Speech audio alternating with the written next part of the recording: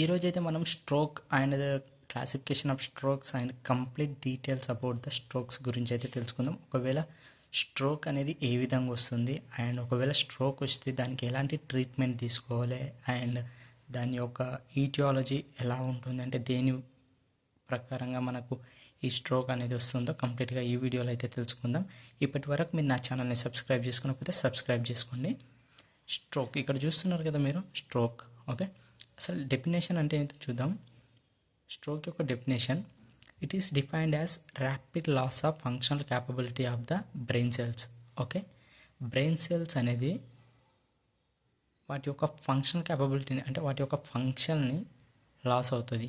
ఏ విధంగా అంటే either due to decrease perfusion or increase loss of blood. Okay, blood అనేది తక్కువగా పర్ఫ్యూజ్ కావడం వల్ల, లేదంటే బ్లడ్ అనేది లాస్ కావడం వల్ల మనకైతే ఈ స్ట్రోక్, ఈ బ్రెయిన్ సెల్స్ అయితే వాటి యొక్క ఫంక్షన్ని లాస్ అవుతాయని ఇక్కడ డెఫినేషన్లో ఉంది. అండ్ ఇక నెక్స్ట్ వస్తే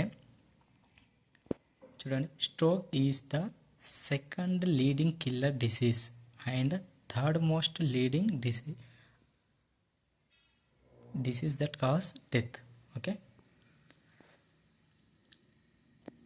క్లాసిఫికేషన్ స్ట్రోక్ అంటే మనకు 2 టైప్స్ ఆఫ్ స్ట్రోక్స్ ఉంటాయి. ఒకటి ischaemic stroke and next one వచ్చేసి హిమరేజిక్ స్ట్రోక్. ఓకే, దాంట్లో మనం మొదటిది ఇస్కెమిక్ స్ట్రోక్ అంటే ఏదో క్లియర్గా తెలుసుకుందాం. ఓకే, ఇస్కెమిక్ స్ట్రోక్ అంటే ఇట్ ఈస్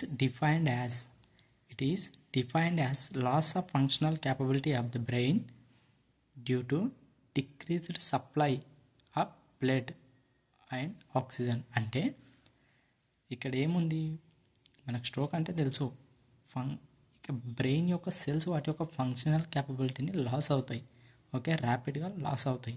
అది దేనివల్ల అవుతుందంటే డిక్రీజ్ సప్లై ఆఫ్ బ్లడ్ అనేది తక్కువగా సప్లై కావడం వల్ల అండ్ ఆక్సిజన్ అనేది తక్కువగా సప్లై కావడం వల్ల మనకైతే ఇస్కెమిక్ స్ట్రోక్ అనేది డెఫినేషన్ ఇది.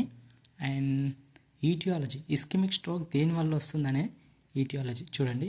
ఒకటి హైపోవాల్మియా, అండ్ నెక్స్ట్ వన్ వచ్చేసి వాస్కులర్ అక్లూషన్, నెక్స్ట్ వన్ వచ్చేసి హెడ్ ఇంజురీ. ఓకే, ఈ 3 కారణాల వల్ల మనకైతే ఇస్కెమిక్ స్ట్రోక్ రావడానికి అయితే ఎక్కువ ఛాన్సెస్ అనేవి ఉన్నాయి.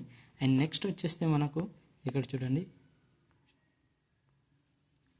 Risk factors. ఇస్కెమిక్ స్ట్రోక్ యొక్క రిస్క్ ఫ్యాక్టర్స్ ఏంటంటే stenosis and ischemic heart disease. And next one వచ్చేసి increased level of triglycerides. And next one వచ్చేసి encephalitis and alcohol consumption, smoking. Okay, ఇవన్నిటివి మనకు ఇస్కెమిక్ స్ట్రోక్ యొక్క రిస్క్ ఫ్యాక్టర్స్. ఇక pathophysiology అంటే మనకి ఇస్కెమిక్ స్ట్రోక్ అనేది ఏ విధంగా అనేది మనకు వస్తుందో చూద్దాం. మీకు హైపోవాల్మియా అంటే ఈటియాలజికల్ ఫ్యాక్టర్స్ ఏదైనా వాటి ద్వారా ఏమవుతుందంటే చూడండి, decreased perfusion to the brain cells. Okay, brain సెల్స్కి తక్కువగా సప్లై అవుతుంది ఏది, బ్లడ్. ఓకే, దానివల్ల decreased blood and oxygen and glucose supply to the brain సెల్స్కి glucose and blood and oxygen అనేది తక్కువగా సప్లై అవుతుంది, అంటే తగ్గిపోతుంది సప్లై. దానివల్ల ఏమవుతుంది, డిక్రీజ్డ్ ప్రొడక్షన్ ఆఫ్ ఏటీపీ అంటే అడినోసిన్ ట్రైఫాస్ఫేట్. ఓకే, దీని యొక్క ప్రొడక్షన్ అనేది తగ్గిపోతుంది. దానివల్ల మనకి ఏం ప్రాబ్లం అవుతుందంటే ఇక్కడ చూడండి, 2 టైప్స్ ఉంటాయి. ఒకటి ఫెయిల్యూర్ ఆఫ్ ద ఏటీపీఎస్ పంప్ అనేది ఫెయిల్యూర్ అవుతుంది. దానివల్ల ఏమవుతుంది, డీపోలరైజేషన్ అనేది ఫామ్ అవుతుంది. డీపోలరైజేషన్ కావడం వల్ల ఇంక్రీజ్డ్ ఇంట్రాసెల్యులార్ పర్మియబిలిటీ అనేది ఇంక్రీజ్ అవుతుంది. దానివల్ల అపోప్టోసిస్ అనేది ఏర్పడుతుంది. అపోప్టోసిస్ అంటే ప్రోగ్రామ్డ్ సెల్ డెత్. ఓకే, దానివల్ల మనకేమవుతుంది, ఇస్కెమిక్ స్ట్రోక్ అనేది వస్తుంది. అండ్ ఇంకో కారణంగా ఏదవుతుందంటే గ్లూటామేట్ ప్రొడక్షన్ అనేది తగ్గిపోతుంది. గ్లూటామేట్ ప్రొడక్షన్ తగ్గడం వల్ల ఏమవుతుందంటే మెటబాలిక్ అసిడోసిస్ అనేది అవుతుంది. మెటబాలిక్ అసిడోసిస్ కావడం వల్ల సోడియం అండ్ కాల్షియం ఇంప్లెక్స్ అనేది అవుతుంది. దీనివల్ల అయాన్ ఛానల్స్ ఓపెన్ అయ్యి ఫ్రీ రాడికల్ ఫార్మేషన్ అయ్యి సెల్ని ఇన్ఫ్లమేషన్ చేస్తాయి. దానివల్ల ఏమవుతుంది, డ్యామేజ్ టు బ్రెయిన్ అనేది మనకు డ్యామేజ్ కావడం వల్ల ఇస్కెమిక్ స్ట్రోక్ అనేది వస్తుంది. ఇది ప్యాథోఫిజియాలజీ. అండ్ నెక్స్ట్ వన్ వచ్చేస్తే చూడండి ఇక్కడ క్లినికల్ మేనిఫెస్టేషన్స్. ఈ క్లినికల్ మేనిఫెస్టేషన్స్ అంటే సైన్స్ అండ్ సిమ్టమ్స్. అంటే ఇస్కెమిక్ స్ట్రోక్ వచ్చినప్పుడు ఆ సైన్స్ అండ్ సిమ్టమ్స్ ఎలా ఉంటాయో చూద్దాం. డిజీనెస్ ఉంటుంది, అండ్ ఇంప్రాపర్ వాకింగ్ అంటే కరెక్ట్గా నడవలేరు, అండ్ ఇంప్రాపర్ స్పీకింగ్ కరెక్ట్గా మాట్లాడలేరు, అండ్ కన్ఫ్యూజన్ అనేది ఉంటుంది, వర్టిగో అనేది ఉంటుంది మన పేషెంట్లో. ఈ సిమ్టమ్స్ని అయితే మనం అబ్జర్వ్ చేస్తాం. ఇక నెక్స్ట్ వచ్చేస్తే డయాగ్నోసిస్. మనము ఈ ఇస్కెమిక్ స్ట్రోక్ వచ్చినప్పుడు ఎలాంటి డయాగ్నోసిస్ పర్ఫామ్ చేయాలంటే carotid duplex scan and CT scan and MRI scan and cardiac biomarkers and fasting lipid profile and homocysteine levels. ఈ డయాగ్నోసిస్ అయితే మనమైతే పర్ఫామ్ చేయాల్సి అయితే ఉంటుంది. ఇక ఫైనల్గా ట్రీట్మెంట్. ఇస్కెమిక్ స్ట్రోక్ వచ్చినప్పుడు ఎలాంటి ట్రీట్మెంట్ తీసుకోవాలి ఇక్కడ చూడండి. ఫస్ట్ వన్ వచ్చేసి థ్రాంబోలైటిక్స్. ఈ థ్రాంబోలైటిక్స్ క్లాస్లో మనము ఆల్టైఫేస్ కానీ ఇంకా వేరే డ్రగ్స్ ఉంటాయి, ఆ డ్రగ్స్ని మనం తీసుకోవాలి. ఇది 2 mg.